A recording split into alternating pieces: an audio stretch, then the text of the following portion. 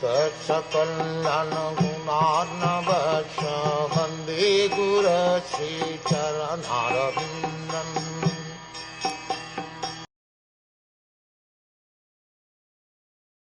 Thereafter, in the 17th incarnation of Godhead, Sri Vyasadeva appeared in the womb of Satyavati through Parashara Muni, and he divided the one Veda into several branches and sub-branches, seeing that the people in general were less intelligent.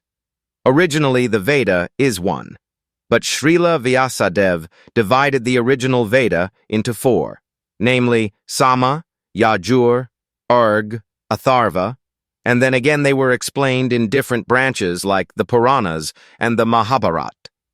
Vedic language and the subject matter are very difficult for ordinary men. They are understood by the highly intelligent and self-realized Brahmanas. But the present age of Kali is full of ignorant men. Even those who are born by a Brahmin father are, in the present age, no better than the Shudras or the women. The twice-born men, namely the Brahmanas, Kshatriyas, and Vaisyas, are expected to undergo a cultural purificatory process known as samskaras, but because of the bad influence of the present age, the so-called members of the Brahmin and other high-order families are no longer highly cultured. They are called the Dvija Bandhus, or the friends and family members of the twice-born. But these Dvija Bandhus are classified amongst the Shudras and the women.